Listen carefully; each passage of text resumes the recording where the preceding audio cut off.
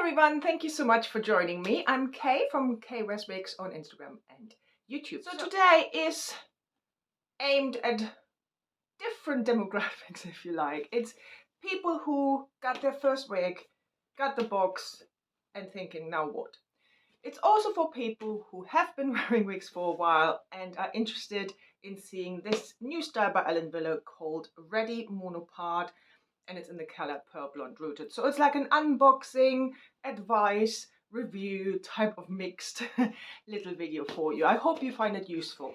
When you get the wig, it comes in a box securely packaged like this, and obviously each manufacturer has slightly different packaging.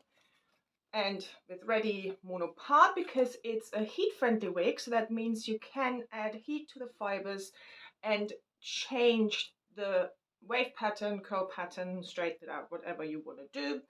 Really useful. So you get a little leaflet that tells you all the important information, like what the temperature has to be, etc. If you go for a heat-friendly wig, please be aware that those fibers will need heat. So don't be afraid to put the heat on it. And you have the wig itself, and the tag is normally attached, and the tag tells you the name, the color, and then it has like a net to protect the fibers and the lace front. So let's look at this particular cap constructions. Now, wigs come with different cap constructions. If you're new to wigs, this can be really overwhelming. But I think if you're looking for the most realistic looking wig, look for one that has a lace front. The lace front means that you have all the fibers individually sewn into it and they are not really dense. So it looks like the hair is growing straight out of your scalp rather than coming from a machine wefted area. So you can see that here. So it's like a see-through material, so you can see the skin through it. This one comes with a left monopart that goes all the way back to the crown. Again, this means this is all hand tied in here, so you can part it wherever you like in this section.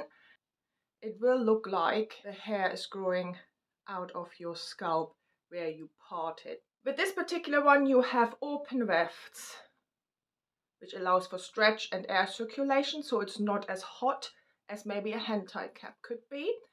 This one has an extended nape, but this one has a very cool new feature that not many have. This is really just by Ellen Wille. These are called cool pads. So it's like a sports material, which means it help absorbs sweat, etc. So when you sweat, especially at the nape and here at the where the ear tabs sit, it absorbs it, so it makes it more comfortable to wear. Really lovely new feature.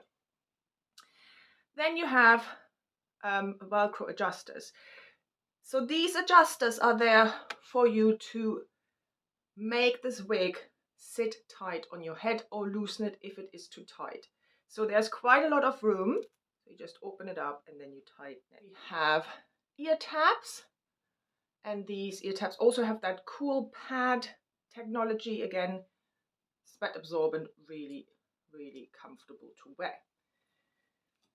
Again, different manufacturers package it differently. So some might put it this way in the box, so you won't see that cap construction straight away, and others turn it over like we just seen with Ready.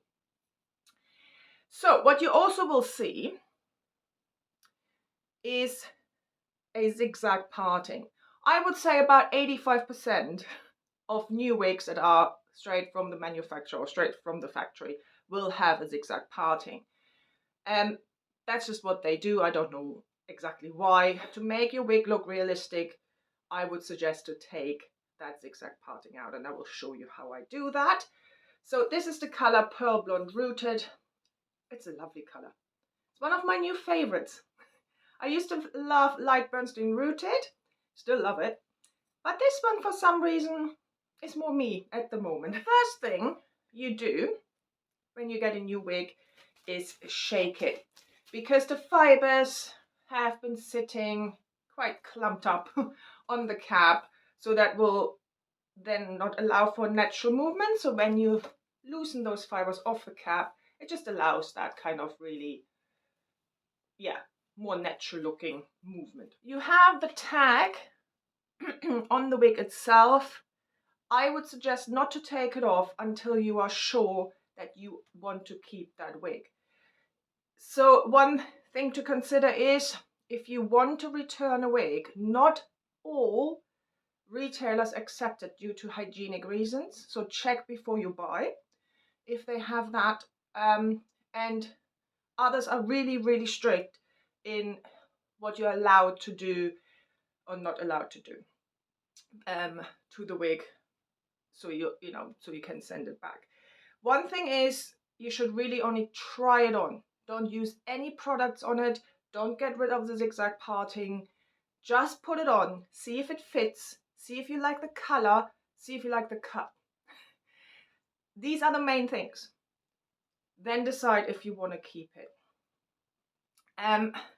If you do anything to that wig, you get rid of the zigzag parting, you put products in, you even brush it sometimes, retailers can refuse taking it back because it is classed, I think, as a hygienic product. So just something to bear in mind. Another thing, I would also suggest to wear a wig cap like this if you're not sure you want to keep it, just to avoid contamination. Let's put it on. So now again, you might have seen videos on how to put it on, but I think I show you. I'll show you how I put it on. Because I have dark hair, I have had some regrowth, so my hair is growing back. This dark hair will show through the mono part or mono top that you might have on your wig. So it will not look as natural because you haven't got skin underneath it, you have hair. So one way to avoid that is to use a flesh colored cap like that, put it on your head, which also helps to keep all your hair in one place and not fall out or sneak out and show through the wig, etc. Another way to do it is use scar tape and just put it underneath the part, and then that will cover your hair and look like flesh colored skin. Yeah. What I do these days is wear a wig grip, simply because when you have hair, the wig tends to slide a bit more than when, for example, I had a shaven head. That works like nature's Velcro. It really kept my wig secure. Now that I have hair, it slides around a little bit more. So I just use a wig grip.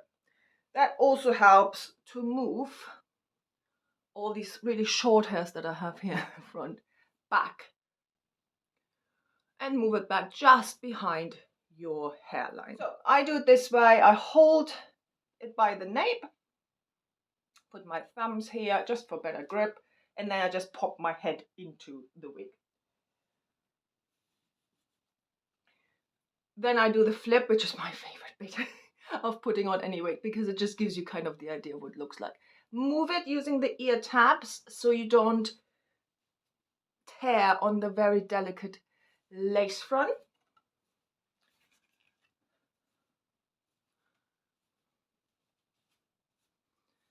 And then just run your hands through it. And then check the position of the wig. For most people, again, you have to kind of look what looks right. But a rule of thumb is either 3 fingers from the bridge of your nose or 4 fingers. For me, it's 4 fingers. This is where the hairline should sit. So I move it down a little bit. And then I just, let me show you, squeeze the ear tabs so they sit nice and flush on the sides here. So let me show you, for everyone who's watching, just to see it, what it looks like straight out of the box. So I haven't combed it through, I haven't taken out the zigzag parting. Telling you, these fibers are incredibly soft. They feel gorgeous and they have a really nice movement. Everyone who's interested, I mean, Ellen Wille in general is considered that they have low density. If you're new to wigs and you're not used to seeing yourself with a lot of hair, look for wigs that have low or no permatease, because it just allows for a look that you are likely more able to identify with when you look in the mirror. Because if you are either have had thin hair all your life like I did, or you're losing your hair over a period of time, you're not used to seeing yourself with big hair. So for you, that might look fake. Might not to other people, but it might look it to you, and you are the important person here. So go for something that has low density. Ellen Wille and Baltres come to mind straight away, which are in general low density wig brands. This one, as it sits, is a little bit tight. I have a 21.5-inch circumference. However, I do have hair and I'm wearing a wig grip. So my circumference might have slightly changed a little bit now. So I had to take it out a bit. There is a little bit of gapping here in the back, not much, a little bit. Actually, this feels really secure on. What you now do is, you have a left mono part. You have that zigzag parting, and you want to get rid of that, because I personally think that just doesn't quite look natural. Find where that lace is. Use a wide tooth comb. It will be your best friend, especially if you have heat-friendly fibers. And just rake it through and break the part apart like that. I think that looks quite good, bearing in mind that I have dark hair underneath it. If you have trouble opening up that part, because sometimes the fibers are so used to sitting in that position, they want to spring back. Just use a little bit of water bottle, just spray it on, break it apart. That should be much easier. And then what you can do is, to keep them where they should be, just put some clips in on the sides like that, let it dry. If you have heat-friendly fibers, you can use some heat as well to help you with that. And then I just brush it through, which gets rid of some kind of fibers that fall out, which is very natural. It's not an unusual thing. Some wigs do it more than others. This one hardly sheds. And here we have ready. Now, this is so cute. I really like this one. Think, yeah, this is cute, but I want it slightly longer and a bit more classic. Try Leah 2 by Ellen Wille. Very similar look, but it hasn't got layers. Like this one has a few layers here, which, you know, I quite like. But if it's not quite your thing, try Leah 2. Slightly longer, and just, I think it's all one length from what I remember. You could have Leah 2 and ready. You start wearing Leah 2, and when you get either bored of it or you just fancy a change, you can put this on and it looks like you went to the hairdresser and had just a little bit taken off at the bottom here and some layers put in. It's this is cute. So look at the tuck here.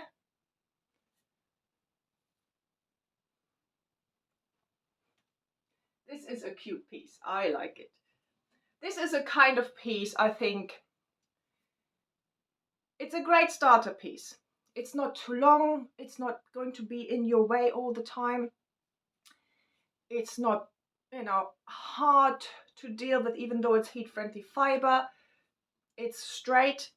So remember what I said, heat-friendly fibers do need heat. So when you see a little bit of frizz occurring, use your straighteners and just go over it until it's nice and soft again. And I think this wig might last you a little bit longer as well, because it's not going to rub on your shoulders, on your clothes as much. It might do now, it's November, when the scarves come out, etc. But it's not going to sit on your shoulders and rub as much. So it will, I think it will last you a little bit longer. Then you have a little bit of a front layer here. You could cut a fringe in. Now, I've never done it. I tend not to play with my wigs too much or change them too much. I buy the style that I like. And that's what I like about wigs, is that I don't have to do anything to them if I don't want to. But again, we are all different. You might like exactly that. You might think, actually, that style is really nice, but I would like it with a fringe. Go ahead, do it. But there's another one, if you do like it with a bit of a fringe, there's another one by Ellen Wille that just came out, which is called Vivi. Similar to this, but it has a bit of a fringe as well. So maybe look at that one as well. A little bit of a review. As I said, there is no permatease here. There is the slightest tease just to cover the wefts, but it's not big, bulky. You really have to go looking for it. It's not there. Definitely low density. As I said, it fits me really, really well. Slightly tight straight out of the box. My circumference used to be a 21.5 inch. I have now hair and I have a wig grip on, so that adds a little bit of circumference. So maybe I'm more like 21.75 now. So I do think, because there's a little room to go wider still, that it is actually more of an average sized cap, and you have gapping here as well. So I would say it would fit a 22, maybe slightly above. Just slightly. So, fibers, as I said, these are heat-friendly fibers and they feel really soft. I am a little bit surprised how lovely they move, because when I watched the advertising videos that they showed by Ellen Wille on YouTube, etc., it didn't seem like they were really that they really moved that much. It looked like they had a lot of hairspray or something in it. So I'm really pleased to see that this is a really free moving, very naturally moving piece. Shine wise, I think you can see no shine here. Nothing, I think, that looks artificial. So if you're new to wigs and you worry about that artificial shine that some wigs might have, if you want to just not worry about it in general, heat-friendly fibers do not have that artificial shine. Some can have, especially if you go to the lighter blondish colors, but most of the time, even they don't have that unnatural shine. Regular synthetic fibers are really good because they last you longer, but they might have that shine. It's not a big worry because you can use dry shampoo, or after a couple of washes that kind of starts to go as well. But you have to do a little bit of work to get rid of that shine. It's not a deal breaker, it never has been a deal breaker for me, but it's just something to be aware of. So let's quickly look at the lace front. Look how natural this looks. So here you can see my wig grip, so that's why I say put it slightly behind your hairline, and when you want to pull back your hair, just make sure your wig grip sits further away. But look how natural it looks. Let me just move this a little bit further, like so, as if it's growing out of my skin. Transition into the ear tabs, really well done. Look how natural. And the mono part. Bearing in mind I have dark hair underneath it, this looks really good. So let's look at this color. Beautiful. As I said, this is my new favorite color. I love how natural this transition from the root to the main color is done. Beautiful color. The description I put here. And here's the color outside.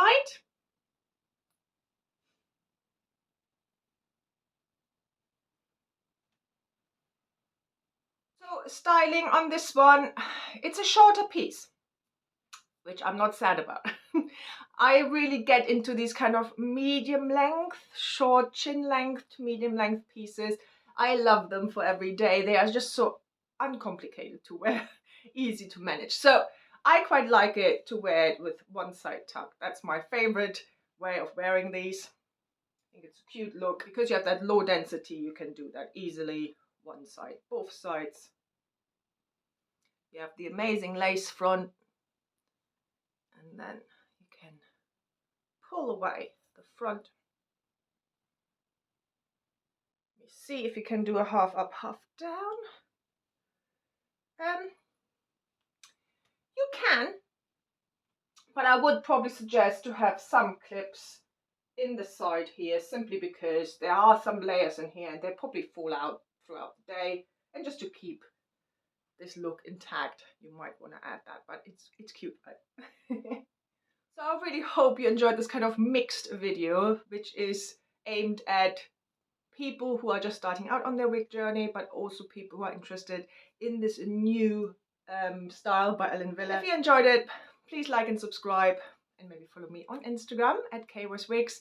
If you have any questions, any comments, put them down below.